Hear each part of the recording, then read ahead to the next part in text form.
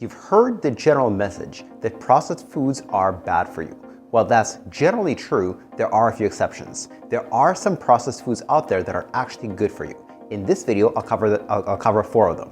Before we jump in, we have to distinguish natural versus healthy. People neatly categorize these two things in their mind. If it's natural, therefore it's healthy. If it's not natural, therefore it's unhealthy. We need to break that association. Not everything that's natural is healthy, and not everything that's healthy is natural. For example, poisonous mushrooms are all natural, but they're still going to kill you.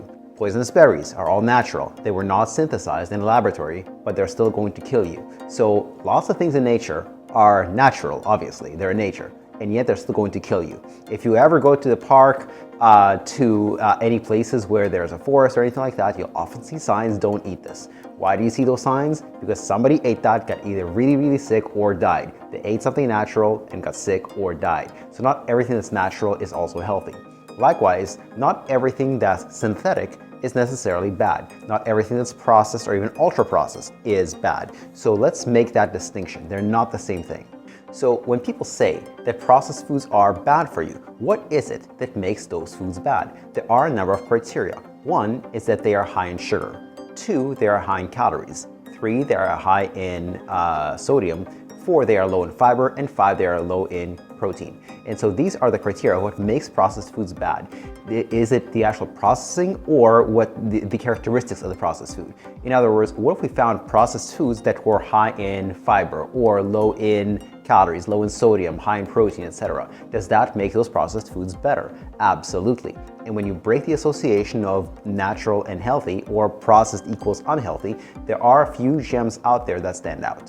1 highly processed food that is also highly good for you is whey protein. Now yes, whey is a component of milk. It's one of the 2 major proteins found in milk, but you don't really see isolated whey protein in nature. You don't see a powder or a tree that has whey protein powder. You don't really dig it out of the ground. It doesn't grow on trees. You have to process milk to extract the whey from the milk.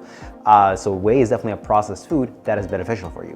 What's so beneficial about it? Many things. A lot of people associate protein with just muscles. And yes, it helps you build muscle or at least retain the muscle that you already have. A huge problem for the people who need the most protein is that they have the appetite for the least, especially seniors.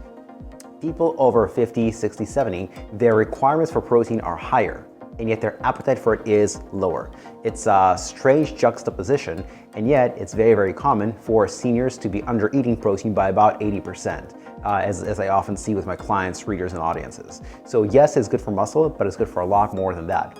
In my Amazon best-selling book, Osteoporosis Reversal Secrets, I also explain how protein is the single most important nutrient when it comes to your bones. It's not calcium, it's not vitamin D, it's not even vitamin K.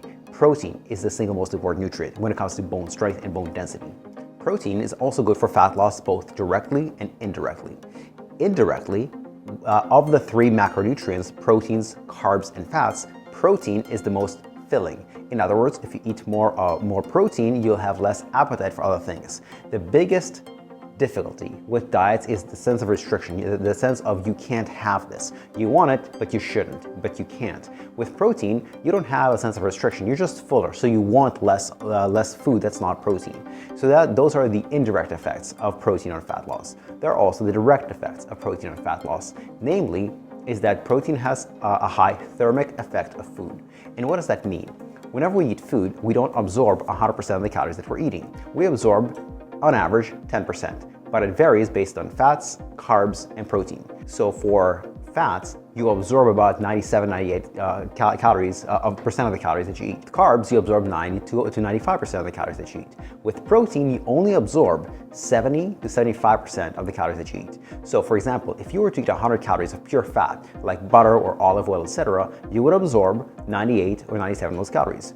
If you were to eat 100 calories of pure carbs, maybe it's rice or potatoes or pasta, you would absorb about 90 or 95 of those calories. If you were to eat 100 calories of pure protein, maybe something like tuna or shrimps or oysters, you would only absorb 70 to 75 of those calories. So although in all 3 scenarios, 100 calories went in your mouth, not all 100 went into your cells, and certainly not into your fat cells. So those are both the direct and the indirect effects of protein on your body fat levels. Whey protein even has favorable effects on people with high blood pressure. For example, in one study, when people with high blood pressure were given whey protein, their blood pressure lowered by about 3.9 over 2.5 millimeters of mercury. Now, it's not a huge amount. It's not as good as some of the other supplements or nutritional strategies they talk about in other videos, but the fact that it actually lowers blood pressure in people with hypertension is very, very powerful.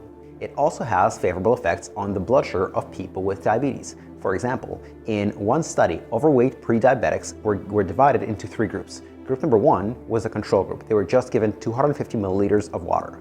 Group number 2 was given 250 milliliters of water and 20 grams of whey protein. Group number 3, same thing, 250 milliliters of water but 30 grams of whey protein. After each condition, all 3 groups were given 50 grams of glucose.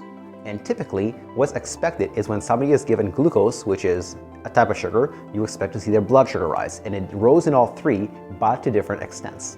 The group that was given the most whey protein, 30 grams, their blood sugar spike was actually 41.2% lower than the group that was just given water and nothing else. Quite impressive considering they actually ate more and yet their blood sugar was lower. In another study, when type 2 diabetics were given 20 grams of protein before each meal, their HbA1c decreased by 1%. This is on par with the best diabetic medications out there, on par with metformin, Januvia, and all the others. So whey protein, despite it being a processed food, is also one of the healthiest things that you can have. Another one of my favorite processed foods that's also healthy is Better Chocolates. Better Chocolates was created by Susie York, who is also the founder of Love Good Fats. Now, what do I like about Better Chocolates? First of all, chocolate itself is awesome. I prefer milk chocolate, some people prefer dark chocolate, but by itself, it's delicious, yet unhealthy. So how can you make chocolate that's also healthy?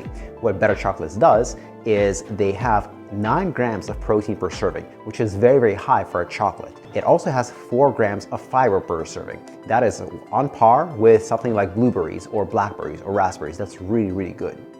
And to top it all off, there are added vitamins and minerals. So Better Chocolates, the reason they're better is because A, they taste fantastic, but B, they don't sacrifice taste for health. A lot of things that are healthy, they taste healthy. In other words, they're bad versions of the good thing.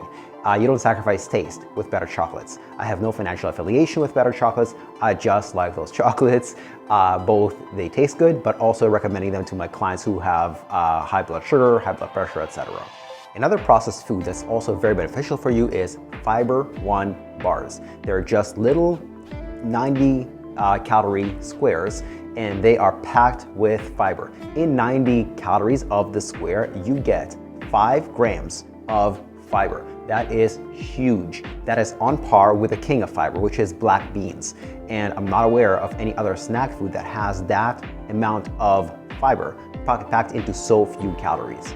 Even blueberries, blackberries, raspberries, they don't compare. To get 5 grams of fiber, you need to eat more than 90 calories. And the final processed food that I'll mention that's also good for you is called Amino Balls. Again, it's a snack ball. They come in many different flavors, including caramel macchiato, as well as others. That's my favorite, by the way. And just like the Better Chocolates, you don't sacrifice taste for health. Each serving, which is 3 balls, contains 8 grams of protein as well as 5 grams of fiber. Again, a powerhouse in both departments, both the protein and the fiber. So there's an example of a processed food that is highly beneficial for you. If you like this video, I have a newsletter specifically for people over 50. If you click on the link in the description below, you'll be able to subscribe to it and get this information more frequently. Thank you and goodbye.